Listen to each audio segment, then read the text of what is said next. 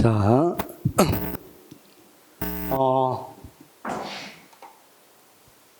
순서대로 써보면 정책 의제 설정을 했어요. 정책 의제 설정. 정책 의제 설정은 많은 사회적 문제가 사회적 이슈가 되고 이게 공중 의제가 돼서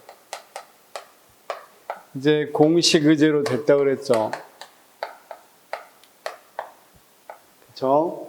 이제 실제로 이제 정부에서 해결하기로 했단 말이에요. 만약에 자, 우리가 지난번과 같이 사교육비 문제가 많이 들어간다. 사교육비 문제로 많은 문제가 있었다 합시다. 그래서 이슈가 돼서 사교육비 문제를 해결해야 되겠다. 정부가 나서서 그 다음 어떻게 이거 말고도 우리가 묻지마 살인을 해결해야 되겠다. 이렇게 여러 가지 것들이 있죠. 사회 문제가 공식 의제화된 게. 그러면 여기 이 문제를 정부가 하기로 한 것까지가 정책 의제 설정이에요. 그러면 사교육비 문제를 해결하는 방안은 몇 가지겠어? 사교육비 해결하는 방안은 자, 이를테면 이 사교육비 해결하기 위해서 전두환 대통령 같이 과외를 금지시켜 버린다. 그때 당시 과외 금지 학원 같은 경우도 완전히 이 정규 교육과정 다 해야지. 그렇지 않으면 되게 제재를 많이 가했단 말이에요. 과외한 사람들은 거의 이 구속까지도 하고 시범 케이스 구속도 하고 벌금도 엄청나게 물었단 말이에요. 그러면 그렇게 과외 금지할 수도 있을 거고, 두 번째 한다? 방금 이 정부같이 킬러 문항 같은 거 내지 못하게 하겠다. 이것도 방안이 될 수 있겠죠. 세 번째는 한다? 공교육을 활성화하겠다. 교사들에게 조금 많은 환경들 많이 조성해주고, 교사들의 우리가 소위 말하는 교무, 그렇죠? 잡무를 많이 줄여주겠다. 이렇게 할 수도 있겠고. 학부모들 많이 활용하겠다. 이런 방안들이 있겠죠. 그렇죠? 그러면 지금 이제 이런 걸 하려고 하는 게 정책 분석과 정책 결정이에요.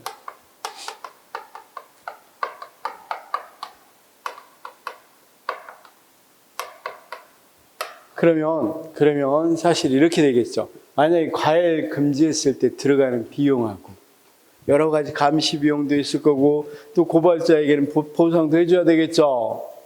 그렇죠? 또는 그 비용, 그런 비용뿐만 아니라 대학생들이 과외를 통해서 벌으면서 학비를 댈 수 있는 그런 비용 같은 것도 볼 수가 없게 되겠죠. 그럼 간접 비용 같은 거 다 고려해서 비용이 있을 거고, 이랬을 때 사교육비 절감이라는, 사교육비가 얼마나 줄어들었느냐, 목표. 그렇죠? 산출하고 얼마나 줄었는지 이렇게 비교해 볼 수 있겠죠. 만약에 킬러 문항을 못 내게 했더니 여러 가지 비용이 들어갈 수 있겠죠. 킬러 문항 안 내려고 검토, 문제되면 검토하는 사람들, 중고등학교 교사들도 뽑아서 검토위원회 만들고, 그럼 비용 들어 안 들어? 또 비용 많이 들겠죠, 거기에도. 그럼 거기 비용 든 거, 그래서 사교육비 절감하는 문제, 이렇게 해서 다 해보고, 또는 사회적 영향 봐보고, 뭐겠어? 이 대안이 가장 뭐하더라? 그럴 때는 공교육 활성화가 좋은 대안이더라. 그 다음 두 번째가 뭔 대안?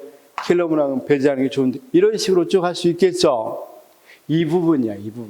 그러면 정책 분석이라는 부분은 방금 이야기한 것처럼 이렇게 방금 TFN의 산출만 비용한 건 경제적으로 분석한 거죠. 그렇죠? 그런데 우리가 꼭 경제적 분석뿐만 아니라 무엇도 필요하겠어? 정치적인 분석도 필요해요. 자, 지금같이 만약에 대학생들도 지금 굉장히 힘들잖아. 청년 실업도 많고 힘든데 효율이 좋다고 과외 금지를 시켜버렸어. 과외를 금지하니까 사교육이 굉장히 절감돼. 과외를 금지시켜버리니까 이 대학생들이나 이렇게 할 게 없어. 완전히 쉽게 과외가 활성화되어 있었는데 이걸 할 수 없으면 자기 알바 같은 거 지우거나 많이 자기 그런 부분에 많이 감수가 있겠죠. 그렇지 않아도 청년들 실업이 심각한데 이거 해버리면 난리 나겠죠. 그런 걸 해야 될 수도 있겠죠. 그래서 어떤 것들이 가장 좋은지를 분석하는 걸 우리가 뭐라 그래? 정책 분석이라고. 그 다음 정책 결정은 사실은 분석과 정책 결정은 거의 비슷한 시기에 같이 이루어지니까 정책 분석 및 결정인데 정책 결정은 어떤 거? 이제 분석을 보고 나서 어떤 것이 좋은지 결정하는 것을 정책 결정이라고 그래요. 그러니까 원래는 정책 분석 쪽이 좀 앞쪽에 나와야 되겠죠. 조금이라도. 그런데 너무 뭐하니까 동시에 일어나니까 정책 결정, 정책 분석을 같이 이야기한단 말이에요. 근데 선생님은 어떤 흐름이 있다는 것 정도는 알아두시면 좋겠어. 자, 여기는 다시 여러 사회 문제가 있었고 이 사회 문제가 공정의제, 공식의제를 거쳐서 이제 정식 공식의제로 된 거, 정부의제로 되는 상황까지를 정책의제 설정이라 하고 정책 분석 및 정책 결정은 여기 이 문제를 해결하기 위한 많은 대안들 중에서 어떤 게 가장 경제적이거나 또는 사회적, 정치적으로 효율성을 갖는 것 또는 어느 것이 가장 좋은가를 결정하는 것 이 부분이 정책 분석과 정책 결정이라고 볼 수 있겠어요. 이해되겠어요? 방금 제가 투입 및 비용하고 산출하고 분석한 걸 우리가 BC 분석이라고 그래요. 비용 및 편익 분석. 그렇죠? 그래서 이런 경제적 분석 말고도 여러 다른 분석들을 통해서 정책 분석을 한단 말이에요. 그러면서 정책을 결정하겠죠. 그걸 고려하고 지금 우리는 무엇부터 먼저 좀 보려고 한다. 정책 결정부터 먼저 보려고 한다. 왜 먼저 정책 결정을 보냐면 정책 분석은 그러다 보니까 어떤 부분이 계산적인 부분이 많이 들어가죠. 수리적인 부분이 굉장히 많이 들어가요. 선형계획법을 한다든가 BC 분석 이런 것들 다 계산해서 여기 뭐 얼마 들어가고 뭐하고 이런 것들 다 계산한단 말이에요. 그다음 대안 들어갈 때 어느 정도 비용이 들고 이런 것들이 다 들어가야 되는 거니까 이쪽이 상당히 어려운 쪽에 속해요. 그러다 보니까 출제하기 어렵겠어요, 쉽겠어. 상당히 어렵고 1분 만에 문제를 풀어라 하기는 문제가 있으니까 이 부분은 아주 대강만 공부한다. 대강만 출제되고 많이 출제되지 여기에 비해서 출제되지 않는 영역이에요. 그래서 정책 결정을 먼저 한다는 걸 조금 이해해두고 시작하면 좋겠습니다. 그러면 정책 결정은 자 여기 지금 하고 있습니다. 정책 결정은 크게 개인적인 측면하고 어떤 측면에서 이야기될 수 있냐면 조직적인 측면. 개인의 정책 결정, 그 다음 조직의 정책 결정. 자 이제 다시 한번 해보겠습니다. 사교육비 절감에 대해서 여러 가지 대안이 있다고 합시다. A, B, C, D. 이 대안 중에서 어떤 걸 선택할 것인가 문제가 뭐다? 정책 결정 문제다. 정책 의제 설정은 사회적 문제가 어떤 것을 정부가 다룰 것인가에 관한 문제면 다룰 것으로 결정한 문제 중에서 대안들이 있겠죠. 여기는 문제라면 여기는 대안입니다. 대안들 중에서 가장 어떻게 대안이 선정되는가를 설명하는 게 정책 결정이다. 그러면 의의 한번 볼까요? 봅시다. 정부가 선택한 사회 문제인 공정의제를 해결하기 위해서 대안을 선택하는 일련의 과정이 뭐다? 정책 결정이다. 대안을 선택하는 일련의 과정이 뭐다? 정책 결정이다. 이렇게 이야기되고 있죠. 자, 그 다음 의사결정하고 정책결정의 차이가 뭐냐 이렇게 이야기할 때 자, 지금은 시험에 안 나와요. 옛날에는 조금 나오기도 했는데 안 나옵니다. 지금은. 자, 의사결정은 보통 사기업에서 하는 걸 의사결정이라고 많이 불렀어요. 그러니까 삼성에서 이 사업에 뛰어들지 말까 결정한 걸 정책결정이라는 표현을 안 써요. 근데 국토부에서는 정책결정 이렇게 쓴단 말이에요. 그럼 사기업에서는 어떻게 썼다? 의사결정 이렇게 썼다고. 그 다음 주로 어디에서? 공공 부분에서 주로 어떤 걸 썼다고? 정책 결정. 근데 어느 순간부터 이게 여러분 알다시피 삼성에서 어떤 정책 결정하면 이걸 원래 나누는 의도는 뭐였냐면 공공 부분에서 의사결정인 정책 결정은 모든 국민에게 영향을 주죠. 근데 사기업에서 하는 건 그 사기업에만 영향을 주죠.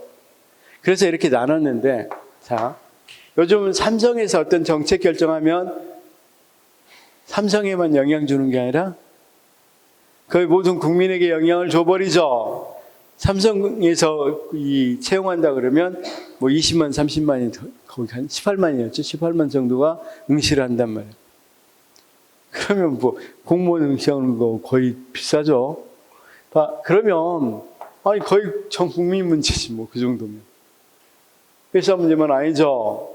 그래서 이 구분이 점차 의의를 상실해 간다. 뭔 말인지 알겠죠?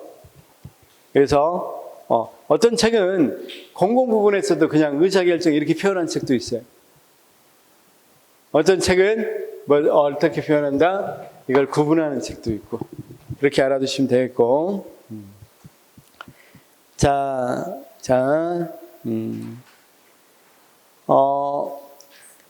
거기, 이 258페이지 정책결정 모형의 유형 기준으로서 합리성과 권력성, 권력은 크게 영향을 줄 필요는 없는데 거기 합리성에서는 조금 알아두셔야 돼. 이건 모형 설명하면서 하겠습니다. 합리성은. 자, 합리성에서는 두 가지입니다. 합리성은 우리가 행동경제학 배울 때, 너찌론 배울 때 이야기했었던 합리성에서는 우리가 완전한 합리성, 경제적 합리성, 완전한 합리성을 추구한다고 이야기한다고 그랬죠. 가정한다고.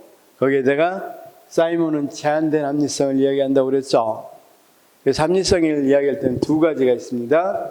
경제적 합리성하고 제한된 합리성.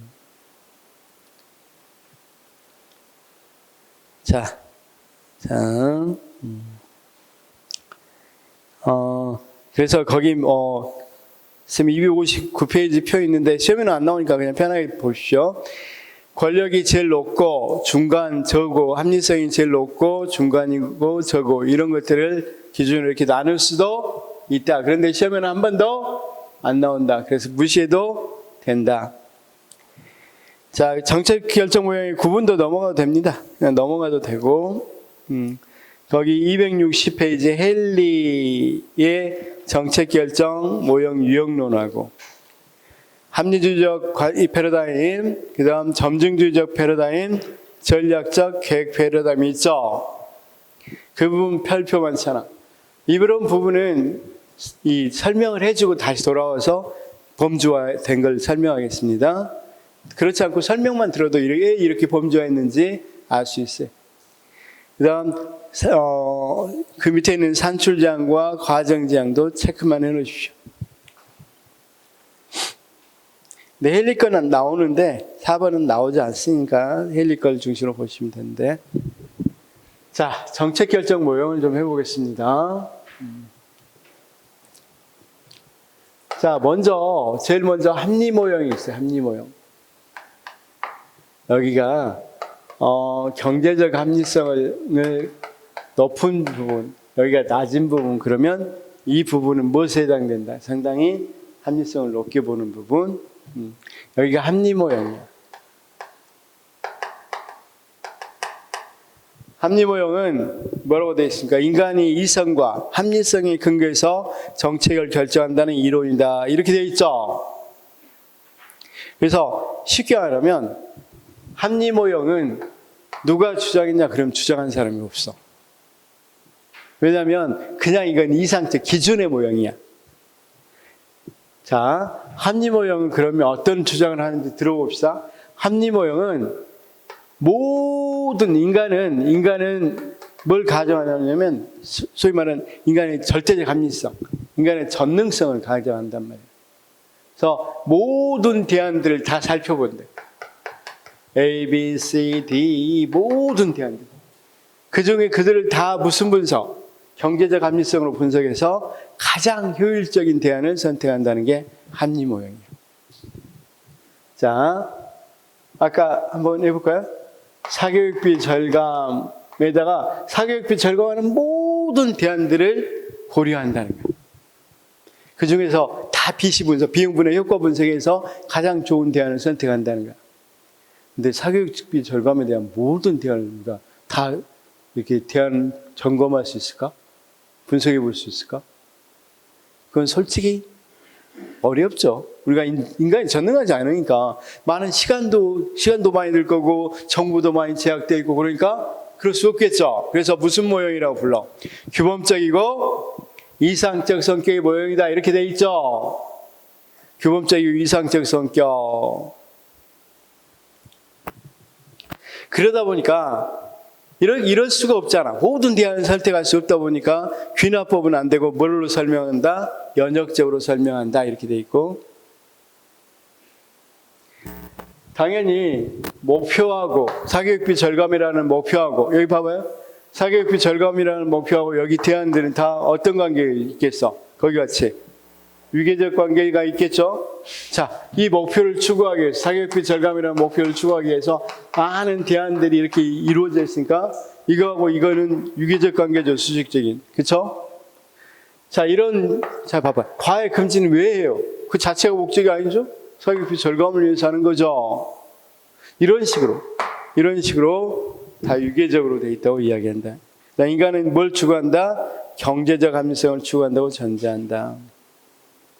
특징으로는 완전한 합리성을 강조하고 목표 수단으로 분석하고 분석적, 단발적 문제 해결하고. 그렇죠? 그러니까 쉽게 말해서 나중에 이건 이 점집 모형하고 구분하면 돼. 점집 모형은 조금씩 바꿔간다는 거니까 계속 하겠죠. 근데 여기는 합리 모형은 한 번에 끝낸다는 거야. 단절적으로. 수리적, 영역적, 전체적 최저화를 추구한다. 전제 조건으로는 목표나 가치를 명확히 정의할 수 있다고 보는 거고, 거기 뭐라고 돼 있어? 답안에 모든 대안을 탐색 선택할 수 있어야 한다는 걸 전제 조건으로 하죠. 그다음 무수한 많은 대안 중에서 최선의 대안을 선택할 수 있는 기준이 명확히 존재한다라는 것이 있다는 거죠. 비판은 뭐 당연히 인간의 능력이 한계가 있죠. 그래서 그다음 나번 제안도 마찬가지야. 인적 물적 자원은 제한을 고려하지 않았죠. 답은 합리 모형에는 뭐가 있어? 매몰 위험과 관련된 한계가 있다는 것도 고려하지 않았다는 거죠. 딱 봐도 합리 모형이 정책 결정이 일어나겠어? 모든 대안은 어떻게 해? 난 매몰 비용은 제가 설명했죠. 선셋 코스트라고. 매몰 비용이 어떤 게 매몰 비용이야?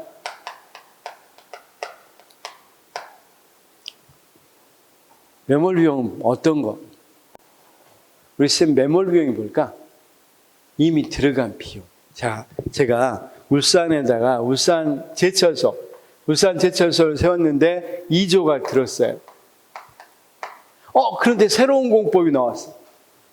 새로운 공법은 그 전의 공법의 비용을 2분의 1이나 줄여. 그럼 이거 버리고 새로운 공법을 지으려고 그러면 어떻게 되겠어? 이미 들어간 비용이 2조나 되죠. 이렇게 완전히 바꾸면 합리 모형이겠죠. 근데 이미 들어간 비용 때문에 이렇게 못 바꾸고 어떻게 바꿔요? 꼭 필요한 부분만 조금씩 바꿔갈 수밖에 없겠죠. 이거 그대로 놔두고 여기에 적용 가능한 내용들만 좀씩 바꿔야겠죠. 그래서 이렇게 들어간 비용을 뭐라 그러냐면 매몰 비용이라고 그래. 매몰 비용. 자, 우리 선생님들도 지금 만나는 남자친구가 있어요. 우리 선생님 만나는 남자친구가 있다 합시다. A라는 분이 있다 합시다. 근데 B라는 분이 나타났어. 모든 부분에서 이 분이 더 나은 것 같아. 그래서 바로 B 사깁니까? 바로 비사기면 합리 모형이죠. 근데 우리가 뭐 하는 거? 그렇죠. A분 사기 동안 그 들어간 정이 있지. 또 얼마나 많이 애타고 뭐 비용도 많이 들고 그렇죠. 그런 것 때문에 우리가 그렇죠. 그래서 우리 쌤 나중에 남자친구가 말 안 들으면 그렇게 꼭 말해라 그랬죠. 내가 널 안 차는 이유는 뭐 때문이다? 매몰 비용 때문이다. 이렇게 말하면 되겠죠. 넘어갈게요. 묻지를 않으니까 그냥 넘어갑시다. 매몰 비용이 뭔지 알겠죠? 그럼 매몰 비용이 있으면 합리모형적 정책 결정이 나오기가 어렵죠, 사실은. 그 말이에요, 그 말. 이제 원래는 이제 합리 모형의 정 끝부분에 있는 게 뭐냐면 점증 모형이 돼야 되는데 나오는 순서로는 여기 만족 모형이 먼저 나와요. 그래서 많은 책에서 합리 모형 나온 뒤에 만족 모형을 이야기한단 말이에요. 그러니까 합리 모형이 완전히 그냥 비시 분석에서 완전히 좋은 걸로 단편적으로 바꾸자는 거라면 여기는 조금씩 바꾸자는 거야. 아주 조금씩. 여기는 말 그대로 만족한 수준에서 바꾸자는 거야. 그래서 자, 그러면 여기 한번 봅시다. 여기 먼저 보겠습니다. 그러니까 여기하고 어쩌면 대비되는데 여기도 여기하고 비판하면서 나왔으니까 근데 시계순으로 이쪽이 조금 더 빨랐으니까 이것부터 먼저 살펴보자 이거예요. 만족 모형 그 유명한 누굽니까? 사이먼 많이 들어봤죠? 행태주의. 그쵸?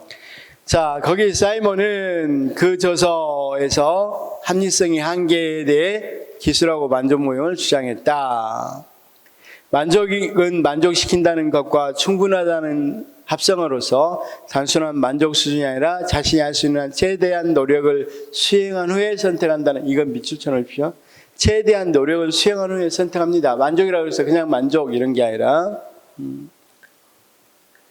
자, 그래서 인간에 대해서 이 사람은 제한된 합리성을 갖고 있다고 그랬어. 그래서 거기 뭐라고 되어 있습니까?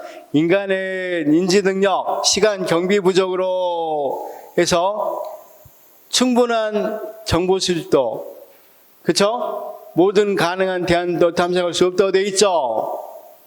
상황이 복잡하고 동태적인 이런 조건이 더욱 악화되어 극도의 불확실성 속에서 대안을 선택하고 대안의 결과를 예측한다. 따라서 최선 또는 최적의 대안을 선택할 수 없다는 것이 만족 모형의 기초다. 그러면 만족 모형 나왔는데 최적의 대안 이런 말 나오면 틀렸다는 거죠.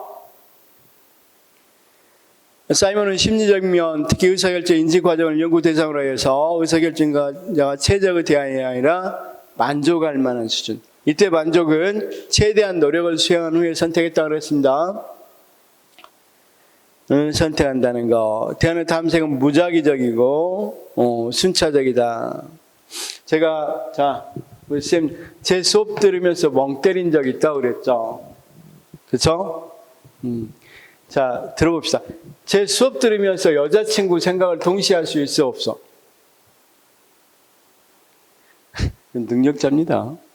우리가 뇌가 하나이기 때문에, 우리가 CPU가 하나이기 때문에 우리는 병렬적으로 못해요. 순차적으로 해요. 그러면 선생님 마치 뭐 한 것처럼 하는데 수업 듣고 여자친구나 남자친구 동시에 생각한 것처럼 생각이 들지만 이건 어디까지나 그 시간이 보한다. 빨리 바꿔줬을 뿐이지 순차적이야, 순차적. 그렇죠? 병렬적인 게 아니라 순차적입니다. 그러면 요즘 왜 인터넷 같은 걸 우리가 병렬적 처리라고 합니까? 뭐 인공지능, 인터넷 나오면 우리가 병렬적 처리 많이 이야기하죠. 왜 그런 말 하는 거야? 인터넷은 CPU가 여러 CPU가 서로 연결돼 있잖아. 그러니까 쉽게 말해서 뭐가 많다는가? 그러니까 병렬적 처리하려면 컴퓨터에도 CPU를 2대 넣으면 뭐 한단 말이야? 병렬적으로 처리가 가능해요. 슈퍼컴퓨터가 그런 의미를 갖고 있어요. CPU를 많이 넣어. 그러니까 서로 간에 계속해서 너는 이거 처리하고 나는 이거 처리하고 이렇게 동시에 처리한단 말이에요. 자, 우리가 순차적이란 말이 무슨 말인지 알았죠? 그래서 무작위적이고 순차적으로 처리한다. 그래서 합리성이 제약을 받은 의사결정자를 뭐라고 부른다? 행정인. 그래서 밑에 보니까 경제인이 아니고 행정인이라고 이야기한다. 자, 가번 보니까 경제인은 모든 가능한 대안을 선택할 수 있고, 행정인은 모든 대안을 감투하지 않고 만족할 만한 대안만 찾으면 선택을 중재한다는 것이다. 자, 그래서 경제인은 너무 불확실하고 불충분하기 때문에 정부가 단순화시켜서 적절하다고 생각되는 요소들만 검토한다는 점이다. 그래서 어떤 수준, 만족한 수준, 그쵸? 자, 그러면 만약에 우리 쌤들이 정책 결정자가 됐다고 합시다. 자, 우리 쌤, 사교육 절감을 위해서 여러 가지 대안들이 있는데, 이제 그걸 쌤이 이제 정책 결정자야. 몇 개 대안 정도 생각할 거야. 그럼 만족할 것 같아. 5개? 이 5개가 최선입니까? 쉽게 말해서, 이 아까 만족은 최대한 노력을 수행한 후에 선택했다고 그랬죠?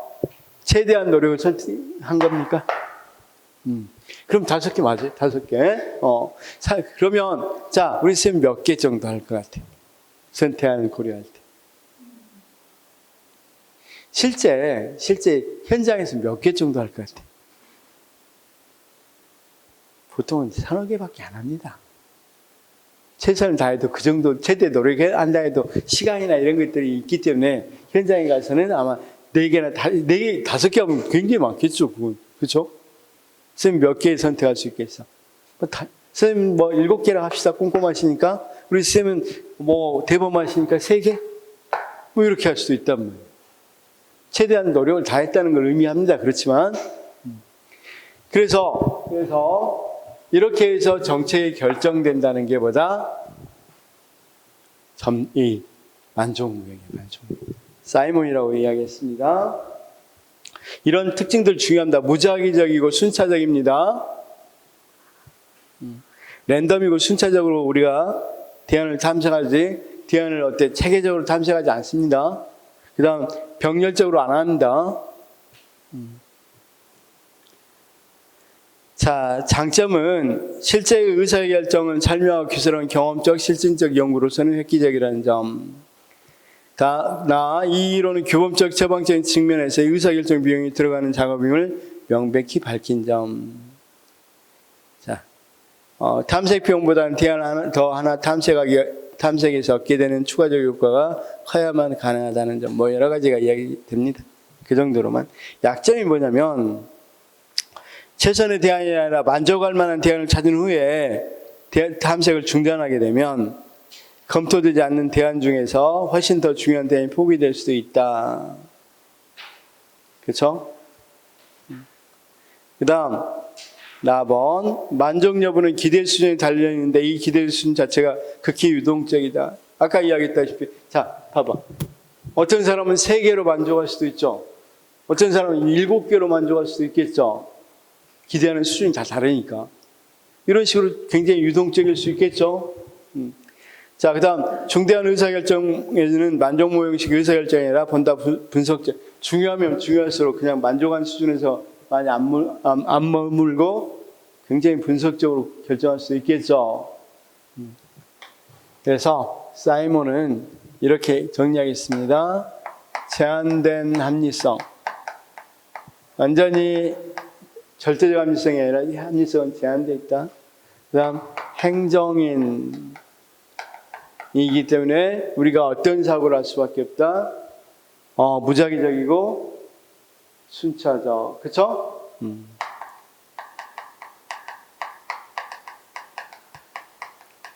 사고를 통해서 결정한다.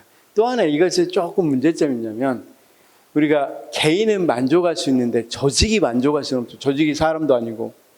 그죠? 그래서 조직에 넣을 수 없었어요.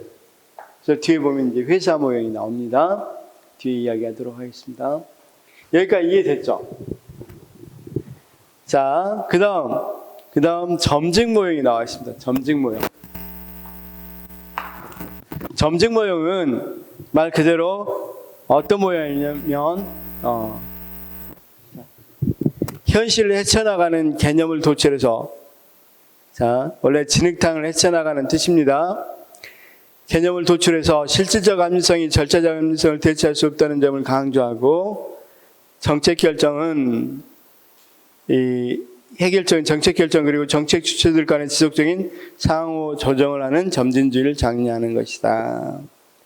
특징으로는 현재하는 정책과 점진적으로 다른 정책에 초점을 둔다. 그럼 뭐냐면, 자, 한번 예를 들어보겠습니다. 다시 한번 예를 들어보겠습니다. 자, 우리 아까 사교육 절감 물어봤으니까 이런 생각을 한번 해봅시다. A라는 교장쌤이 우리 수학여행 많이 갔다 왔으니까 수학여행 가려고 그럴 때 모든 수학여행지를 다 검토해서 BC 분석해서 가장 좋은 수학여행지를 선택했다면 뭐가 되겠어요? 합리여행. 그렇죠? 모든 대안 선택 못 하겠어. 그래서 최대한 노력해보니까 5개 정도 수학여행지가 결정돼. 거기서 결정했다면, 그래도 가장 좋은 데를 결정했다면 그건 뭐가 되겠어?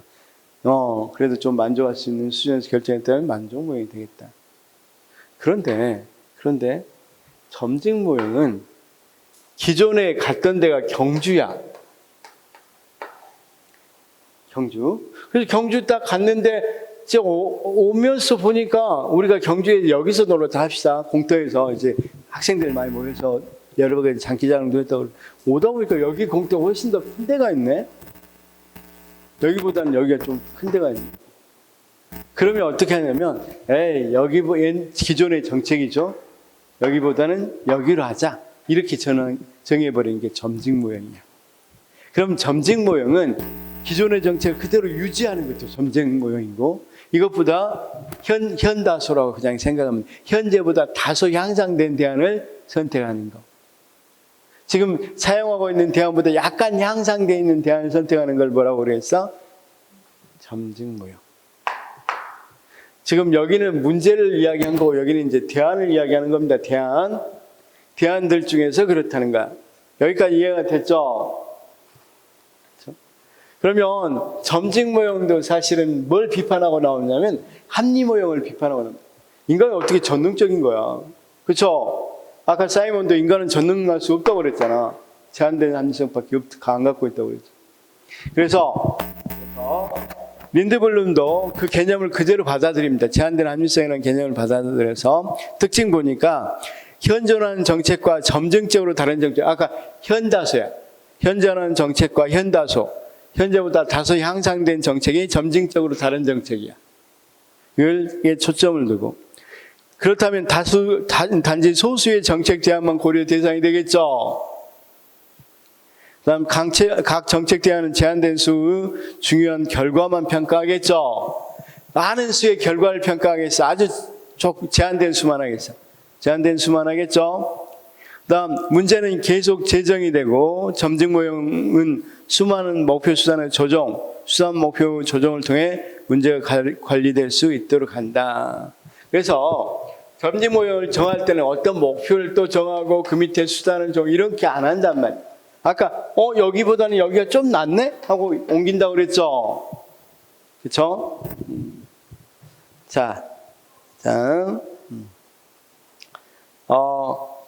단 하나의 또는 올바른 정책을 결정할 수는 없지만 연속적인 분석과 평가를 통해 직면한 쟁점을 끊임없이 바로잡으려고 한다. 그래서 아까 점증적인 것은 단속적, 우리가 합리 모형과 같이 단속적이겠어 아니면 지속적이겠어? 자, 261페이지 보면 합리 모형은 특징에서 답을 보니까 단발적, 단속적 이렇게 돼 있죠. 261페이지 특징 2의 특징에서 답은 분석적, 단발적 이렇게 돼 있죠. 단속적이라고도 합니다. 그런데 자, 점증 모형으로 들어오면 끊임없이라고 그랬죠. 자, 264페이지 제일 밑에 끊임없이 돼 있죠. 그래서 지속적으로 한다는 거야. 지속적으로. 그냥 하나만 더 예를 들어 보겠습니다. 자, 의학 분업을 이렇게 하면 뭔가 봐봐. 자, 7월 1일부터 모든 약은 약사에게, 모든 치료는 의사에게, 진료는. 이렇게 나눠서 이제부터 7월 2일부터는 모든 약은 어디에 있다? 약국에 있다. 그전에 뭐 혼용했다가. 이렇게 하면 뭐겠어? 무슨 정책이 가깝겠어? 물론 모든 대안을 선택한 거 아니라 갑자기 완전히 변화시켰죠. 단발적으로. 그건 합리무용. 합리무용에 가깝죠. 그런데 봐봐. 자, 이렇게 봅시다. 오늘 두 가지만, 개보린하고 뭐 이렇게 두통약하고 무슨 약은 이제 약국에서만, 병원에서 처리 안 합니다. 그다음 이제 그러니까 미안해. 뭐 데일밴드나 이런 발창 붙이는 종류만 이번에는 뭐 한다. 약국에서 하고 병원에서 안 하고. 그다음 조금 더 가서 어떤 약이 뭐 먹는 것과 관련된 약은 주로 뭐 한다. 이제 약국에서 하고 병원에서는 안 하고. 이 약국을 조금씩 약은 약사에게, 진료는 의사에게로 바꾸면 뭐가 되겠어? 그건 점증모형. 그럼 점증모형 계속 해야 되겠죠? 여기서 딱 느끼게. 자, 봐. 7월 1일부터 모든 약은 약사에게, 모든 진료는, 진료나 검증은 의사에게 하면 굉장히 경제적인 효율적이겠죠? 왜냐면, 이 두세 개 이렇게 하면 계속 광고해야 되고, 계속 그 약국을 다, 병원에 있는 약국을 다 옮겨야 되겠죠. 그럼 이전 비용 같은 거 계속 들 거니까 굉장히 비용적으로는 많이 들겠죠. 딱 하루 정해서 하는 게 가장 낫겠잖아. 그런데, 모든 약은 약사에게, 모든 진료는 의사에게 하면, 이제 이것으로 손해를 보는 의사나 약사들도 있으면 이걸 하려고 하겠어, 안 하겠어? 완전히 많이 저항을 하겠죠. 그런데 두 개만 이렇게 할게. 그러면 어떻겠어? 그래, 2개 정도야. 나하고 직접 지금 당장 뭐 관계없죠. 이익과, 완전한 이익과 관계없잖아. 2개 정도만 바꾸면 조금 손해나고 조금 이익 보기, 뭐 이 정도밖에 안 되겠죠. 그러면 자, 이제 정리해 봅시다. 합리모형은 경제적인 합리성을 추구할 수 있는데 실행 가능성은 상당히 떨어지겠죠. 근데 점증모형은 조금씩 바꾸니까 실행 가능성이 상당히 높겠죠. 또 뭐 이미 정해져 있는 걸 조금 바꾸는 거 우리 쉽잖아. 근데 완전히 바꾸기 쉬워, 안 쉬워? 어렵잖아. 자, 무슨 말인지 알겠죠? 그래서 효용 보니까 실제 사회 환경에 잘 부합하는 가장 지적인 방식의 의사결정이라는 점이다. 그 다음 점진주의 모형은 중도 안정적 정책 결정 모형이며 이해관계를 상호 조정해 시행착오 오류 수정을 하면서 분권화된 민주적 의사결정이 가능한 모형이라는 점에서 어때요? 이런 점에서는 장점이겠죠. 조금씩 바꿔나가는 거니까. 의사결정 비용이 적게 들고 결과의 불확실성을 줄이는데 유용하다. 있겠죠? 왜냐면, 쌤 여기 봐봐. 이 조금 바꾼다고 해서 결과가 확 바꿔질 리가 없잖아. 이렇게 완전히 바꾸면 굉장히 결과가 어떻게 될지 모르겠죠? 근데 한두 번 바꾸는 거 모르잖아. 그렇죠? 쉽게 말해서 우리 쌤 스포츠 좋아할 건데 축구선수 11명을 다 바꾼다고 생각해봐. 어떻게 될지 예측할 수 있어 없어? 상당히 어렵지만 1명 바꿔. 2명 바꿔. 그러면 결과 예측할 수 있겠죠? 그런 일이라고 생각하시면 된단 말이에요. 그런데 한계는 뭐냐면 점증 모형은 굉장히 본질적으로 보수적. 그러니까 자, 점증 모형은 현 상태를 변화시키는 거야, 거의 잘 안 변화시키는 거야. 안 변화시키니까 기존 기득권 세력에는 굉장히 매력적인 결정이죠. 조금밖에 안 바쁘니까. 그렇죠? 그래서 굉장히 보수적이 될 수 있다는 거. 무슨 말인지 알겠죠? 그다음 점증적, 얼마나 점증적으로 할래? 그 개념 자체에 모호성이 있다는 거고, 의사결정에 이르는 수단이 무엇인지 매우 모호하다. 아까 이 수학여행 갔다 오면서 여기보다는 여기로 결정할 때 왜 어떤 기준으로 결정했는지 굉장히 자의적이죠. 그 다음 정치적으로 조정되어 있지 않거나 약자들의 요구는 상대적으로 빈약하게 대변한다. 그럴 수밖에 없겠죠. 왜냐하면 그 위하고 연결돼요. 기득권 세력을 보호하니까 약자들은 상당히 보호가 안 될 수 있겠죠. 과거로부터 작은 변화를 주었다는 기본적으로 사회적 혁신을 무시한. 사회적 혁신 부분에서는 조금 문제가 있겠죠. 조금 바꾸는 거 그게 혁신이라고 보기는 좀 그러죠. 여기까지 이해됐는데 위에 비가분적 정책이란 말이 봐봐요. 아니 점증 모형은 조금씩 바꾸니까 사실은 사업이 이렇게 있다면 조금씩 바꾸니까 이렇게 있는데 조금씩 바꾸니까 이거하고 그다음에 이거하고 이거 이렇게 바꾼다는 의미잖아. 그럼 이렇게 나눌 수 있어야 되겠죠. 사업이 이렇게 나누어져야 되겠죠. 그렇죠? 그런데 자 우리가 이 가분적이어야 되는데 이렇게 나눌 수 없는 걸 뭐라 그래? 비가분적 정책.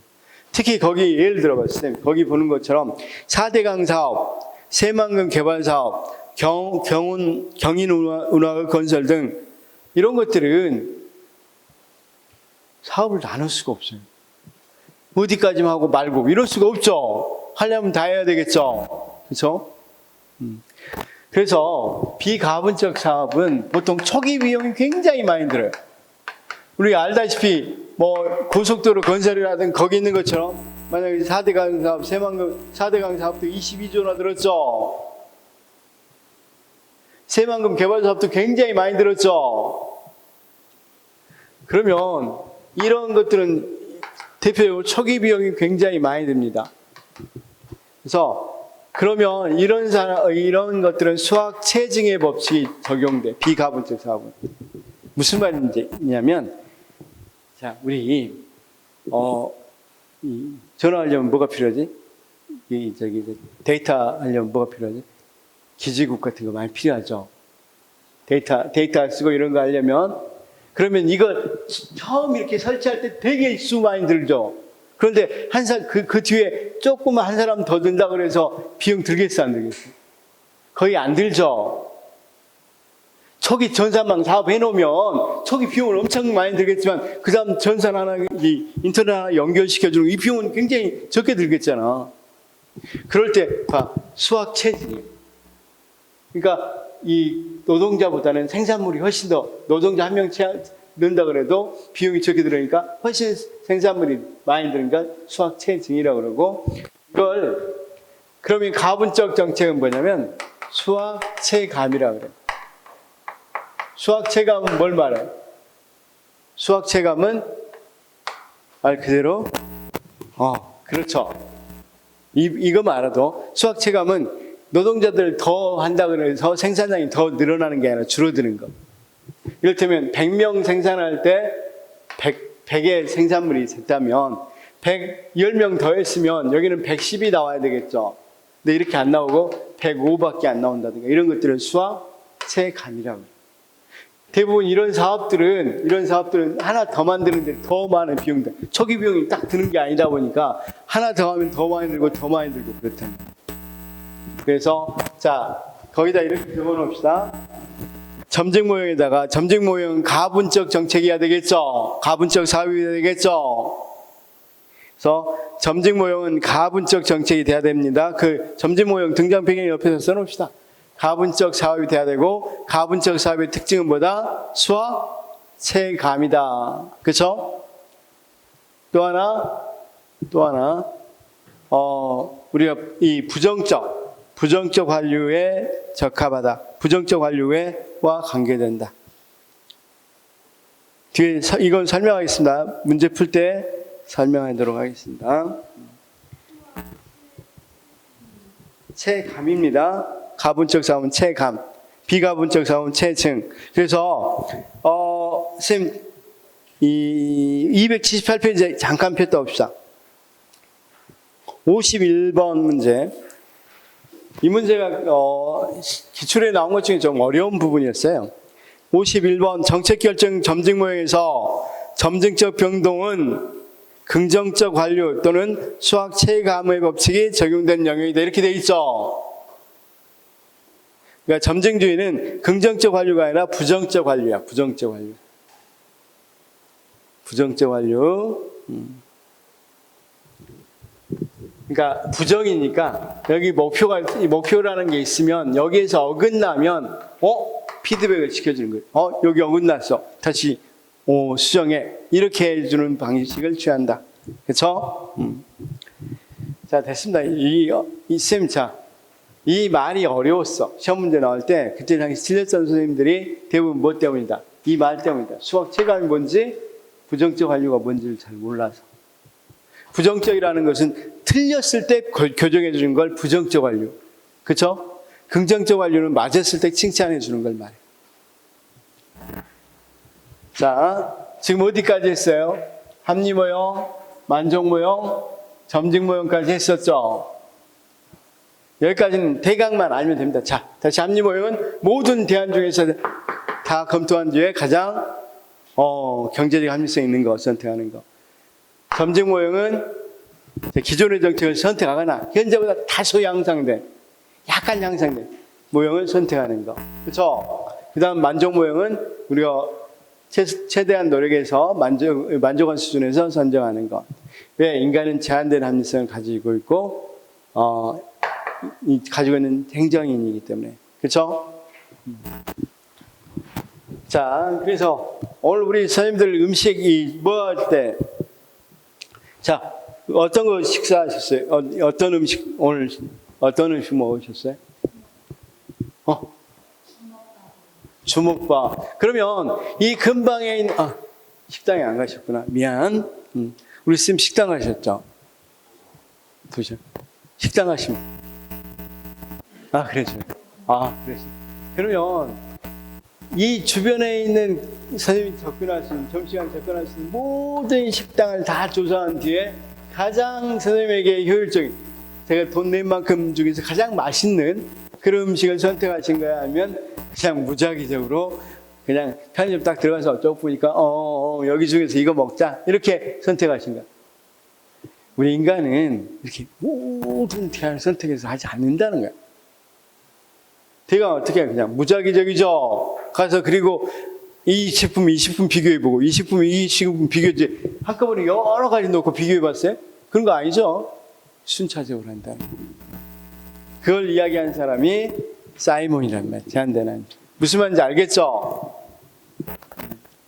그래서 무작위 순차적이란 말도 잘 알아두셔야 돼. 이걸 휴리스틱이라고 나중에 합니다. 휴리스틱. 알아줘야 될 말입니다. 그 다음 점직 모형도 다 봤고, 그 다음 혼합 주사 모형.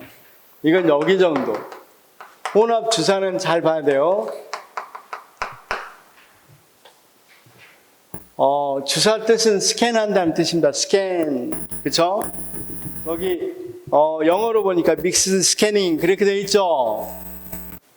스캔. 자. 우리가 인공위성으로 뭐 한다? 우리가 어떤 정찰을 할 때, 인공위성으로 정찰을 할 때 어때요? 전체를 다 스캔하죠, 일단은 처음에는. 그러다가 어때? 문제 지역에 가면 이것을 이제 밖에서 세세하게 검토하죠. 그렇죠? 이렇게 한다는 거예요, 이렇게. 그래서 실제로 혼합주사를 이야기했던 에치오니는 이렇게 이야기합니다. 우리가 뭐 할 때, 실제 이 책에 A씨를 드러났어요. 인공위성으로 어떤 것을 분석해낼 때, 정찰하거나 또는 인공위성이 여러 가지 할 때, 처음으로 어떻게 합니까? 전체적으로 보고 나서 대상이 되는 부분에 아주 세밀하게 본다. 그래서 이 사람은 근본적인 결정을 할 때는 근본적 결정하고 무슨 결정을 나눠? 세부적 결정을 나눠서 근본적인 결정할 때는 어떤 모형으로? 합리 모형. 세부적인, 그러니까 전체 대강 이렇게 보는 건 합리 모형으로, 세부적으로 할 때는 무슨 모형으로? 이거 중요해요. 시험에 잘 나옵니다. 만족이 아니라 점직 모형으로 한다. 다시 근본적 결정할 때는 어떤 거? 합리 모형. 그 다음 세부적으로 결정할 때는 점직 모형. 그래서 어떤 모형의 약점들을 보충하려고 하는 거야? 합리 모형의 약점과 점직 모형의 약점을 보충하려고 하는 거야. 그리고 에치오니는 이런 애도 듭니다. 우리 혹시 선생님들 장기 게임 해봤어? 서양 장기? 그 한국 동양 장기도 서양 장기는 이런가 봐. 저도 많이 안 해봤는데 제일 먼저 공격할 것인가 수비할 것인가를 먼저 속으로 정한대요. 공격부터 할 것인가 수비할 것인가.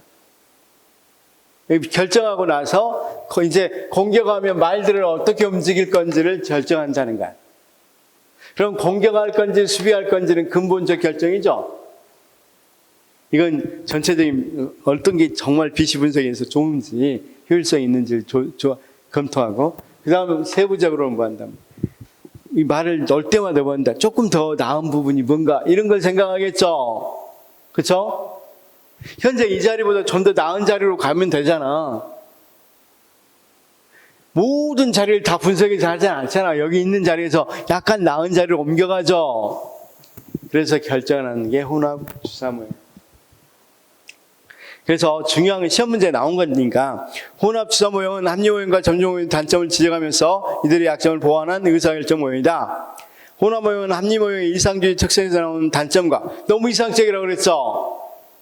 점중 모형이 지나치게 보수적이라고 그랬죠. 보수성의 약점을 극복할 수 있는 전략으로 제시된 모형이고 H1은 어떤 모형으로 나온다고? 근본적 결정과 세부적 결정으로 나온다고 그랬죠. 그래서 근본적 결정은 합리 모형의 포괄성이 지닌 장점을 취하고 대안의 결과면에서 중요한 것만 대강 예측함으로써 합리 모형의 단점을 극복하고 세부적 결정은 근본적 결정의 테두리 안에서 소수의 대안만을 집중적으로 정밀하고 깊이 있는 검토를 해서 점증 모형인데 미안해. 점증 모형의 장점을 취하고 있음 이렇게 해야 되는데 죄송합니다. 거기 표에 나와 있죠. 표에 표는 혼합 주사 모형 내용인데 그냥 그런 게 있다는 정도. 그냥 쌤 너무 거기에 이것만 생각하십시오. 근본적, 세부적. 그 다음 합리화, 점증, 혼합했다. 그러면 공원은 각 수준의 적절한 전략을 모색할 수 있다는 점이고 한계는 뭡니까? 선생님 이런 많은 학자들이 혼합 주사 모형은 자기의 독창적 모형 아니잖아. 그냥 이미 있던 모형을 두 개 합친 것에 불과하잖아.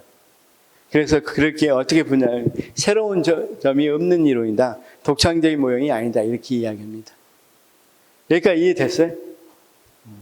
그 다음 여기 이제 최적 모형이라는 게 있어요. 최적 모형. 여기 있다는 것만 설명을 시겠습니다. 누구냐면 드로우 교수. 드로우 교수. 그러니까 이렇게 볼 수 있겠죠. 굉장히 합리성을 추구하는 거 합리 모형. 굉장히 합리성 같은 거리가 보는 점증 모형. 그것보다는 조금 그래도 여기는 거의 조금 향상된 대안, 여기서는 그래도 어느 정도 최대한 노력해서 선택한 거니까 만족. 여기 혼합은 여기 두 가지를 섞자고 그랬으니까 중간이겠죠.